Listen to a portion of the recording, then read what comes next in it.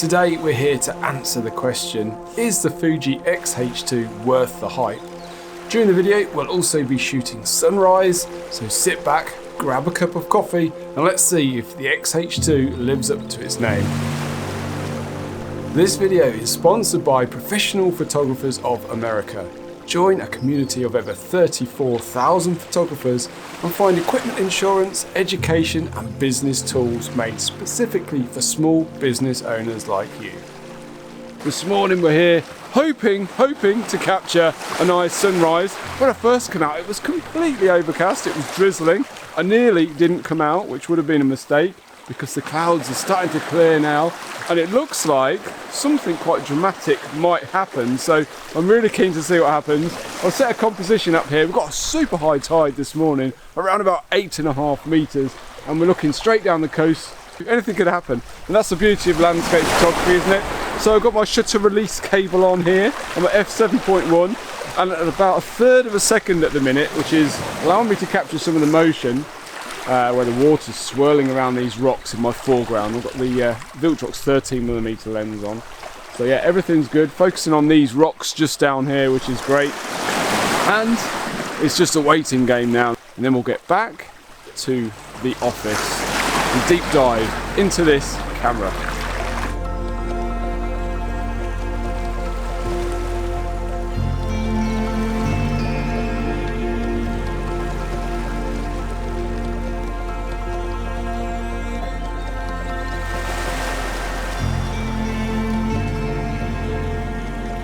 Well, what a great way to start the day. It was so peaceful down there and I think the photo turned out really well considering it was overcast to start with.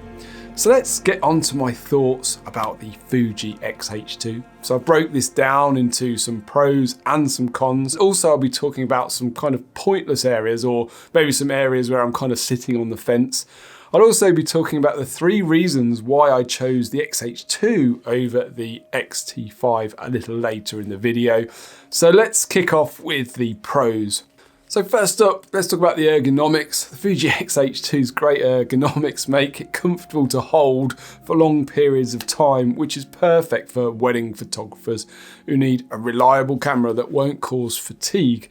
The X-H2's camera body is tough as nails, to be honest. It's built to withstand any kind of beating that you can throw at it. And I think the camera's weather sealed design lets me shoot in all sorts of weather, from rain to snow to dusty environments without any worries. And as a landscape photographer, this is vital. Plus the camera's solid grip makes it really easy to hold for, especially when you're using longer lenses or heavier lenses such as the 50-140 or the 16-55. So yeah, in short, the X-H2's ruggedness is a huge plus for any photographer who wants to shoot in extreme conditions. So moving on to the IBIS, or in-body image stabilization. So it's got really good quality image stabilization in it. I'd probably say it's one of the best IBIS systems I've tried on any of the Fuji cameras. Fuji say it has 7 stops, but I would take that as just an example, to be honest. And what I mean by this is, say for example you can comfortably shoot at 60th of a second without any IBIS. You're probably not going to get 7 stops of improvement, meaning you're not really going to be able to shoot at 7 stops less, which is 2 seconds. My limit with this is about half a second, which is amazing. I mean, if you'd have told me, say 10 years ago, I'd be shooting handheld at half a second, I'd have laughed my head off, to be honest. But yeah, you can, and it's great. I should mention as well that the focal length obviously has a big part to play in this, in terms of, how long you can go with your shutter speed. You're probably not going to be able to hand hold at say 300mm at half a second, so you just have to bear that in mind. Next is the massive viewfinder the Fuji X-H2 has. It's simply stunning. It's a 0.5-inch OLED viewfinder which has approximately 5.76 million dots and produces really sharp and clear images. They're just a pleasure to view, to be honest, and it has 100% viewing coverage area in it as well, so you can see the whole of the image you're going to capture, which is also very, very nice. As I'm getting a little bit older, my eyes are not quite as good as they once were, so it's great to be able to view my whole image in beautiful high definition. It's absolutely brilliant. Next big plus point is the autofocus and eye tracking. So while I don't use autofocus for my landscape photos, I do use it for filming my videos here in the office and when I'm shooting weddings. And I found the autofocus to be a lot more accurate compared to older models such as the X-T3 and the XS10, which I also own. The X-H2 is the first Fuji camera I've ever owned that I 100% trust to film these videos here in my office with eye tracking. During all of my videos I've shot here in my office since I've owned this camera, it hasn't lost my eyes once, which is absolutely great. I know this is not necessarily the most challenging example, but the X-H1 and the X-T3 and the XS10, which is filming me now, tend to hunt for focus from time to time, meaning you can lose a whole take if you're not focused in the correct part of the scene. So the X-H2's battery is much better than the older models on the X-T3, XS10. These are truly impressive and you can shoot for hours on a single charge, which means I spend more time capturing photographs without worrying about running out of power. Another massive plus point is the video features. I'm just going to touch on this just a little bit, but the video features on the X-H2 are absolutely insane. With the ability to shoot 8K up to 30 frames per second, the X-H2 delivers amazing video quality. The camera also offers a bunch of advanced video settings like F-Log and slow motion, giving you, total creative freedom to make your videos look exactly how you want them to look. I do think that Fuji have made some great strides with their video performance over the last few years, which is another massive plus point. Another big improvement over its predecessor is the overall performance. It's lightning fast, it's really responsive, and I've had no glitches or shutdowns since I've owned this camera. It's been great. The menus are even better now. You've got dedicated menus for if you're in video mode or photo mode, which is also great, which saves you, having to sort of wade through lots of video settings that you're not looking for, which is absolutely brilliant. Before we move on to the next point, here's a quick message from today's sponsor, PPA. Professional Photographers of America can provide you with the essential tools to sharpen your photography skills and grow your business. By becoming a member, you gain access to invaluable resources at low monthly prices, including up to $15,000 worth of equipment insurance, data recovery services for important events, and customizable contracts for your business needs. PPA has got you covered. These three benefits are especially vital for professional photographers. Follow the link for a special discount and join PPA to start your photography journey on the right foot or take your business to the next level. Another massive plus are the 7 customizable function buttons on the top.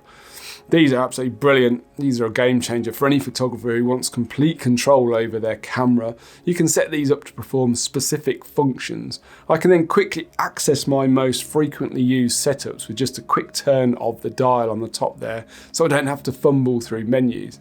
The custom buttons are also conveniently located here on the top dial, so it's easy to reach, making it just a breeze to change your settings on the go. I've got my wedding photography and videography settings set up.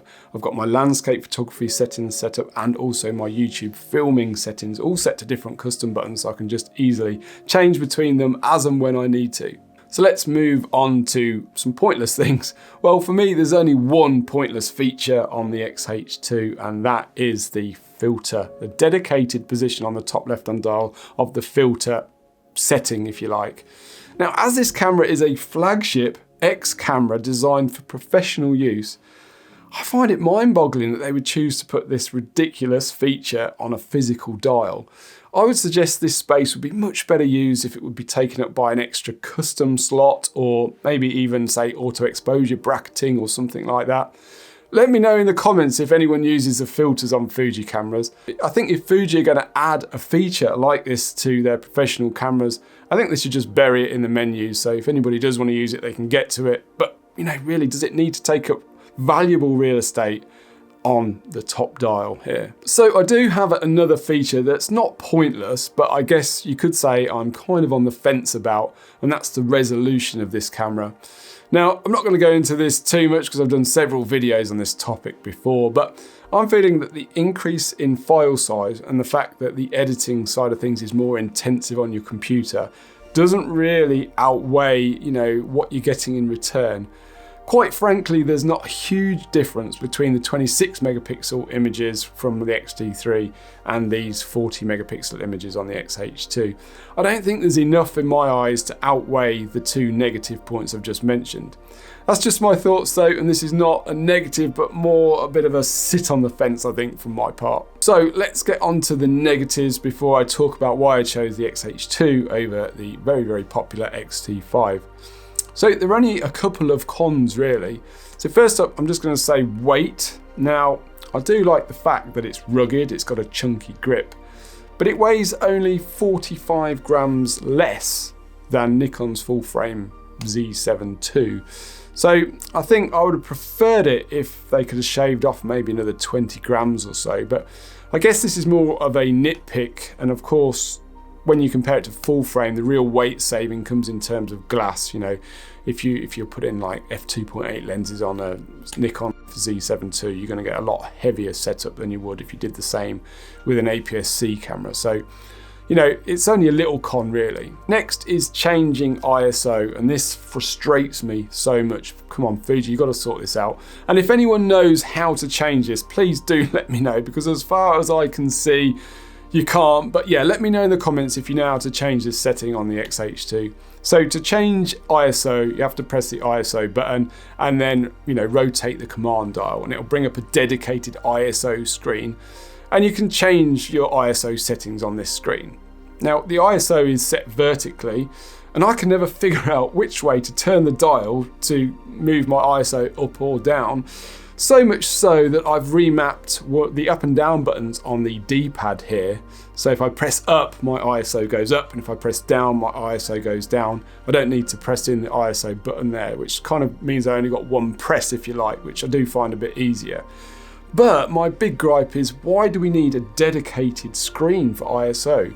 You know, when we're changing our shutter speed, we can just rotate the dial and it will change the shutter speed in our regular view, so we can see our histogram change as we change our exposure. But when we change our ISO, we've got a dedicated screen. All that's on it is your ISO settings on the right-hand side.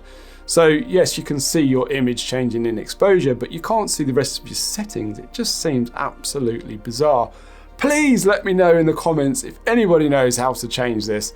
But if not, Fuji, you know, you just got to sort this out because it's pointless. Finally, my last con is to do with video, which we haven't covered too much, but generally the video features are just incredible and they offer way more features than I actually need. But one feature I think is just a little bit lacking in terms of quality is the built-in slow motion feature, such as 120p.